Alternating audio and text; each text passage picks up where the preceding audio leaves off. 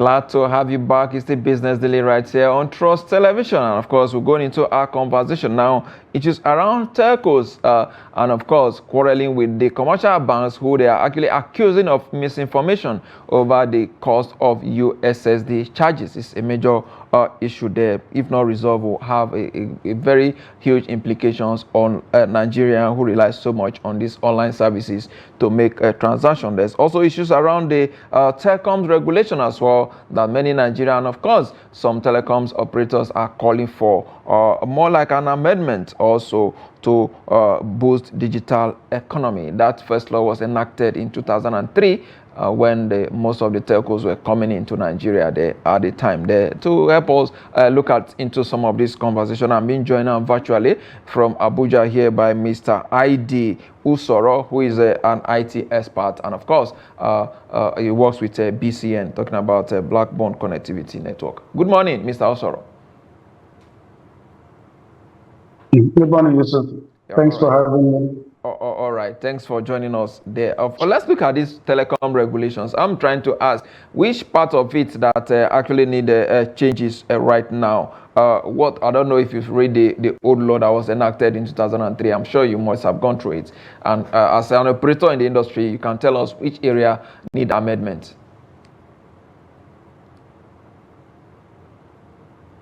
For that, the telecoms regulations, what has really happened, when we started as a country in 2003, the major focus was really around infrastructure, laying the right infrastructure in the right environment so that you could be able to render service. And then we now progressed to issues of quality of service. And we saw what happened with most of these telcos. We had lots of congestions on the network, which led most of them to kind of revamp their infrastructure, enhancing it for to cater for the increasing number of subscribers. So we moved from that aspect of infrastructure, we moved to the quality of service era, and then we actually moved to the issue of regulation around what should be areas of improvement. And for the infrastructure, it's become a recurrent scenario because as the network expands, as the subscribers increase, there will definitely be a constant need for better quality of service, leveraging on better infrastructure. And most of the regulations you see and amendments are actually around three key areas. We keep seeing enhancing consumer protection, enhancing service quality, and then promoting interoperability across all the networks. Because when anybody that carries an MTN line, it's called an Airtel line, and same thing with 9 Mobile. So there needs to be that what we call policy to encourage and enhance and promote interoperability among them. So it's actually the scenario what it has been today. But recently there's been a lot of conversations around quality of service. We have call drops, we have interconnection issues even among the telcos. So basically, people are seeking faster response times, understand, whether to their voice, to their data, or when they make calls. So it's a large field that needs a whole lot of improvement on the quality of service, leveraging on various KPIs for us to deliver this. And then same thing with the regulation licensing. We've had issues where we started with, initially there were telcos. Over the years, because of the inability of most of these telcos to reach out to lots of environment, we have so people have been given MVNO licenses. This is basically expanding the telecom space, trying to get these services to the underserved areas of the country.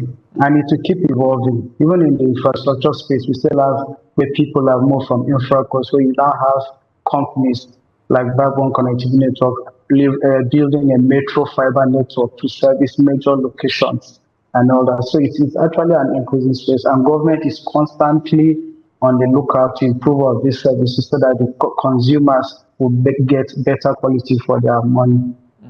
Indeed, getting better quality for their money. I think that is the end goal of all that regulation. Let's also look about this review as well. A lot of people are saying that it will redefine the role of operators, of course, expand consumer protections and introduce governance mechanism for emerging technologies.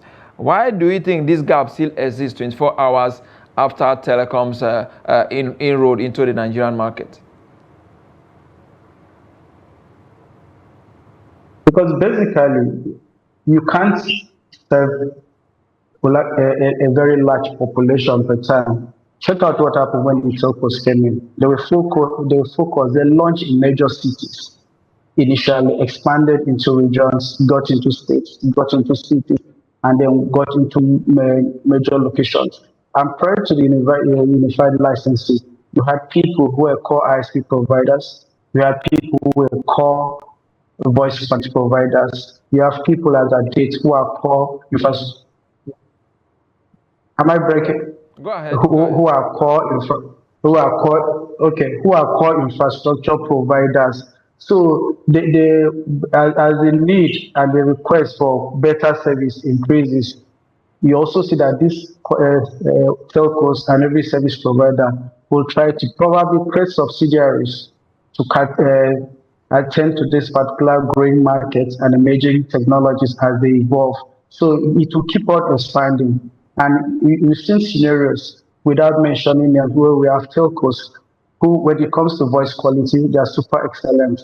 When it comes to data, they struggle, and it's a work in progress for them to get better. And when it comes to data services too, you see that lots of them struggle. So, and what most of them have done, just like what you said about if you look at the mobile money thing, it wasn't a core focus for most of the telcos where they came in, but then this is a major revenue stream for them, and some of them are pushing a lot around this because it's an emerging and growing market to tap into that consumer base and revenue base. So it will keep on expanding. And government on the part is also doing the right thing by constantly coming up with policies that will lay the framework for this to work effectively. So that it's all about the consumers, so that the consumers are not ripped off. They get what they pay for, they get the services they subscribe for. And so outside for that, there's a whole lot of regulatory going on. Indeed, quite a whole lot that is going on. But let's look at the larger picture now, the impact on the digital economy, which is, emerging, and a lot of things are actually growing in that space every day. What is likely going to be an impact on the digital economy? So as a network expands, it's easy for people to leverage on. If you look at the larger economy, take education, for example. You have these days, it's a whole lot of e-learning where it's not.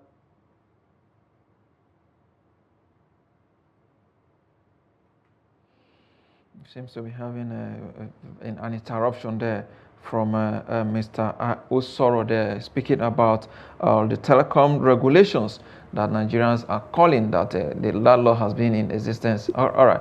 Mr. Ussoro, if you are there, continue along your thought. Oh, okay, so I would say if you take the aspect of education, I'm looking at the larger impact now. You have scenarios where there's e-learning, and for e-learning to be effective, it's leveraging on technology, and it's basically connectivity, which is actually the basic level for everything to happen. Take healthcare, for example. When it comes to e-health, a lot of times it's not just about being able to move from points of seeing a doctor to dispensing what's it called medication. It's a scenario that there are people who are having surgery, life surgery, working with consultants in some other locations so that they can get this done. And same thing happens if you look at like even agriculture, the people who have leverage on agriculture to be able to check their soil fertility, do an assessment from weather to soil type to see what their yield will be. So it cuts across the larger economy, and then that is why we can see that the telcos constantly are trying to spread this to make it create platforms where people can unbundle on their network to derive most of these services. And you see a lot of these organizations, the telcos and service providers, are moving from just providing core telecom infrastructure to providing managed services, whether it's what you call finance, having mobile money wallets, health education, they have data for school children and students to leverage on to get their assignment done, whether it's for health to where people can actually sit and chat and get consulting from the comfort of their home with a doctor. So it keeps expanding, and as it expands, it cries more for more expanded infrastructure. And as infrastructure expands, there's a tendency for people to drop balls. So government will keep on their own upgrading their framework to make it conducive for everybody to play and derive value from the ecosystem. Indeed, very important. Let's use the last few minutes and talk about the telcos threatening to withdraw services over banks' misinformation there about the USSD charges. Give us an understanding about how this works. How does the banks, commercial banks and telcos company relate to harmonize these services for the benefit of Nigerians? Well, so I like it's been in the news, and we've all heard there's going back and forth. The telcos are saying the banks owe them some money. You understand? There's a lot of indebtedness, and there's a lot of pushbacks that operators, you understand, they've actually not been compensated for most of these transactions.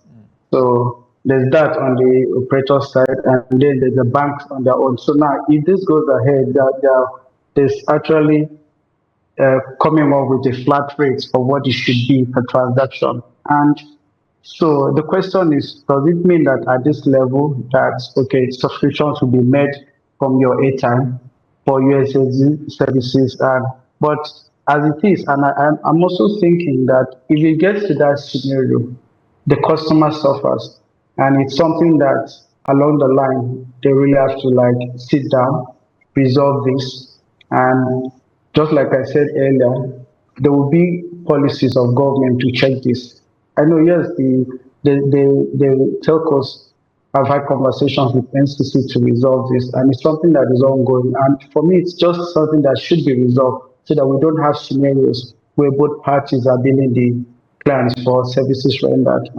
And trust me, it's an ecosystem. Nobody works in isolation, and I think it's something that will be resolved.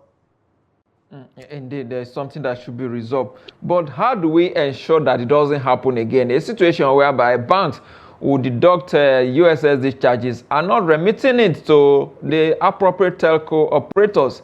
How do we ensure that that stop? I mean, where is the missing link? So it's for me, it will amount to what is the contract you have when you got into this conversation with these people who has been defaulting, and because if it's over the years that we see staggering sums of money that are being that is in circulation out there, how did the money get to this body? So if these parties have not been paying themselves and they've gone to NCC, and there will be regulators that will step in to resolve this issue, because that is the only way it can be resolved. It's not going to be the subscribers. The subscribers will suffer, but it's not in their place to resolve this issue. So it's something that government agency, NCC, or maybe another government body will come in to checkmate this, that it's not just happening today. They need to put up a framework, something that maybe stipulation in terms of fine, and then duration for them to be paid. If it's not resolved, then you can red flag, and then there will be penalties and consequences.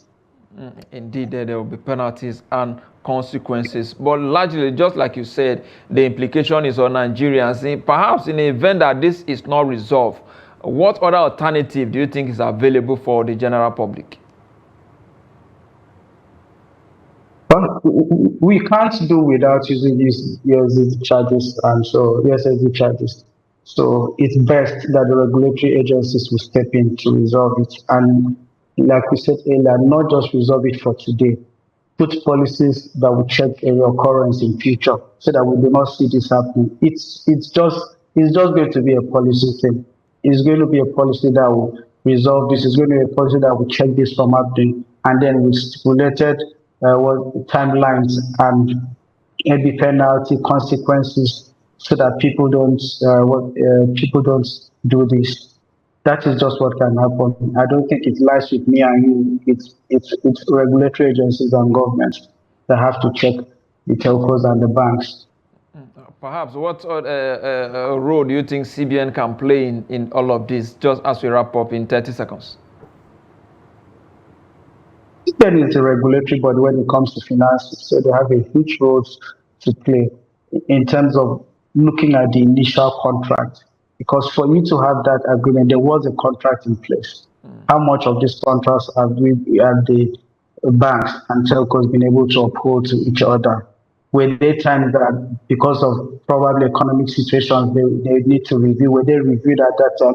If they were not reviewed, then it should be reviewed to make sure that all parties, it's a business relationship, that all parties get what is due for them so that we, the Nigerians, the general populace, can actually derive value without getting involved and suffering from their conflict.